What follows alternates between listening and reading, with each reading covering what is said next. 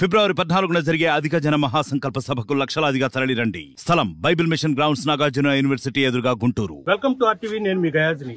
గత 2 రోజుల కిందట నారాయణ మెడికల్ కళాశాల, అదేవిధంగా క్యాంపస్ మీద పోలీసులు అంటే డ్రగ్ ఇన్స్పెక్టర్స్ మరి కొంతమంది పోలీసులు కలిసి చేయడం జరిగింది. ఒక భయంకరమైన వాతావరణం అయితే సృష్టించారు. దీని మీద మాట్లాడేందుకు మాజీ మంత్రివర్యులు నారాయణ గారు మనతో ఉన్నారు. ఎంత మాట్లాడారు, అసలు ఎందువల్ల జరిగింది, ఏమంటారు? ఇదంతా కక్ష సాధింపు అండి, అంతకుమించి ఇంకేం లేదు. ఎందుకంటే డ్రగ్ ఇన్స్పెక్టర్స్ వాళ్ళు వచ్చి మెడికల్ షాప్లో ఇన్స్పెక్ట్ చేయటం సహజం, తప్పు లేదు, అది చేసుకోవచ్చు, ఆడిటింగ్ చేసుకోవచ్చు, అన్ని చేసుకోవచ్చు. ఏదైనా ఇర్రెగ్యులారిటీస్ ఉంటే వాళ్ళు నోట్ ఇచ్చి వాటిని రెక్టిఫై చేయమనొచ్చు, అది వాళ్ళ బాధ్యత. అయితే ఒక 200 మంది పోలీసులు వేసుకొని ఒక 10 వ్యాన్లు, జీపులు, డిఎస్పీలు, సిఐలు, కానిస్టేబుల్స్, మఫ్టీలో కొందరు, డ్రెస్లో కొందరు వచ్చి medical college, dental college, nursing college, hospital, super speciality hospital, paramedical, తర్వాత వచ్చి జిమ్, పిల్లలు జిమ్ చేసుకునే జిమ్ బిల్డింగ్ అన్ని సోదాలు చేయటం, అక్కడున్న గెస్ట్ హౌస్ సోదాలు చేయటం, ఇది కరెక్ట్ కాదు. ఇదంతా కేవలం కక్ష సాధింపే. కక్ష సాధింపు ఇంకేం లేదు. ఎందుకంటే వచ్చిన తర్వాత దేనికి వచ్చింది కూడా చెప్పాలి. మామూలుగా లేదో ఒక ఇస్తారు, మేము పలానా సర్చ్కి వచ్చాము, ఇదైనా ఇస్తారు, లెటర్ ఇస్తారు, ఎక్కడైనా ఏదైనా కానీ. ఏమీ లేదు.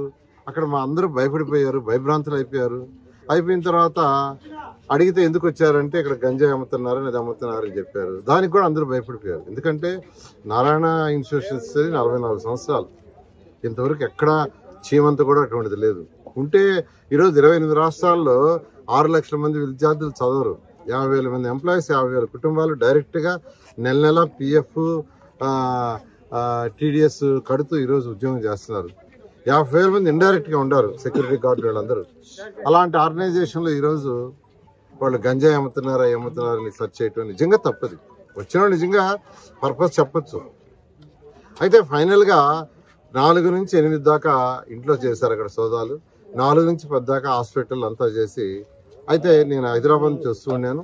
నేను అడగమన్నా అధికారులు వాళ్ళు చేసిన సెర్చ్ యొక్క రిపోర్ట్ మాకు ఇవ్వండి అని. ఆ తర్వాత మా వాళ్ళు అడిగితే ఈవినింగ్ ఒక రిపోర్ట్ ఇచ్చారు. దాంట్లో చక్కగా మేము ఇక్కడ డ్రగ్ కంట్రోల్, డ్రగ్ వెరిఫై చేయడానికి వచ్చాము.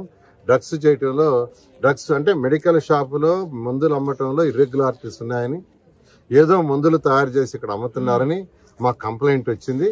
దానికోసం వచ్చామని ఒక చిన్న రిపోర్ట్ రాసి చక్కగా ఇచ్చిపోయారు. నిజంగా దారుణం సార్. ఇంకోటి, మామూలుగా మేడం రమాదేవి మేడం ఇంట్లో ఒక్కరే ఉన్నారు. అదేవిధంగా బీరువాలతో సహా పగలగొట్టారు. తాళాలు లేవని చెప్పిన బీరువాలు కూడా పగలగొట్టారు. అంటే యాక్చువల్గా ఆ ఇంట్లో ఎక్కడైతే ఇంట్లో ఉన్నారో అక్కడ యాక్చువల్గా కొన్ని ఓపెన్ చేశారు, కొన్నిటికి తాళాలు అప్పుడు లేనప్పుడు అవన్నీ ఓపెన్ చేయాల్సింది ఇప్పుడే. అంటే నేను యాక్చువల్గా నాకు చెప్పారు, వాళ్ళకి కావాల్సింటే బ్రేక్ చేసుకోమని. నాకు ఎటువంటి అబ్జెక్షన్ లేదు, బ్రేక్ చేసుకోమని. వాళ్ళు బ్రేక్ చేసుకున్నారు. ఎందుకంటే నేను దాన్ని దాచిపెట్టి మీరు బ్రేక్ చేయడానికి లేదంటే అక్కడేదో ఉందనుకుంటారు, అది మళ్ళీ ఒక పెద్ద అలిగేషన్ వేస్తారు. అంతేకాకుండా టీవీలో అందరూ మమ్మన్నాను. ఆ భయం ఏంటంటే వాళ్ళే తెచ్చిపెట్టి అక్కడ ఇక్కడ గంజాయి దొరికిందని రిపోర్ట్ రాస్తే అన్యాయం అయిపోద్దని టీవీలో అందరూ పొమ్మన్నాను. టీవీలో అందరూ కూడా ప్రత్యేకంగా ధన్యవాదాలు చెప్తున్నా. వాళ్ళందరూ పోవటం, దగ్గర ఉంటే చేయటం. ఫస్ట్ మాత్రం పోలీస్ అధికారులు లోపల చాలా డబ్బు ఉంది, దాచిపెట్టున్నారు, ఎన్నికలకు సంబంధించిన డబ్బు, ఒక దుర్నీతి అని ప్రచారం చేశారు. తర్వాత మొత్తం అయిన తర్వాత కేవలం ఔషధ నియంత్రణ అధికారులు మాత్రమని చెప్పారు. అంటే ఇది కక్షపూరితమైన చర్యని భావించుకోవచ్చు. అంతే కదా. ఇప్పుడు వచ్చినప్పుడు గంజాయి అని చెప్పారు, వాళ్ళు వచ్చిన పర్పస్ ఏం పర్పస్ తెలియదు. తర్వాత వచ్చి లాస్ట్లో వచ్చి డ్రగ్స్ రిపోర్ట్ అన్నారు. ఎక్కడైనా చెప్పండి, ప్రపంచంలో ఎక్కడైనా డ్రగ్ కంట్రోల్ వాళ్ళు ఇన్స్పెక్షన్కి అయినా ఆడిటింగ్ పోయినా 200 మంది పోలీసులు తీసుకుపోతారా? అది సామాన్య మానవుడు కూడా చెప్తారు. ఇన్ని షాపులు ఉన్నాయి, ప్రతి షాపులో డ్రగ్ ఇన్స్పెక్టర్స్ రెగ్యులర్ చేస్తారు, అది చేయాలా, వాళ్ళు చేయటం సహజం. కానీ ఇది కేవలం ఒక అరాచకం సృష్టించాలా, భయపెట్టాలా ఉద్దేశం చేసింది. నేను భయపడే వ్యక్తిని కాదు. భయపడే వ్యక్తిని అయితే ఫస్ట్ నా మీద కేసు పెట్టినప్పుడే నేను భయపడి ఉండాలా. భయపడే వ్యక్తిని కాదు. ఖచ్చితంగా దీనికి తగ్గట్టుగా ప్రజలే బుద్ధి చెప్తారు. దీని మీద లీగల్ గా మీరు ఏమైనా ప్రొసీడ్ అయ్యే అవకాశం అంటే లీగల్ గా ప్రొసీడ్ అవుతామని వాళ్ళు చాలా తెలివిగా డ్రగ్స్ కంట్రోల్ వాడు ఇన్స్పెక్షన్కి వచ్చామని చెప్పి ఆ రిపోర్ట్ ఇచ్చేసి పోయారు.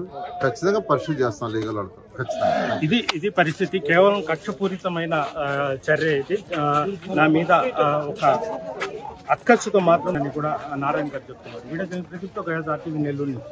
మరిన్ని వీడియోస్ కోసం ఛానల్ ని సబ్స్క్రైబ్ చేయండి. లేటెస్ట్ అప్డేట్స్ కోసం వాట్సాప్ ఛానల్ ని ఫాలో చేయండి. అండ్ లింక్ డిస్క్రిప్షన్ లో ఉంది.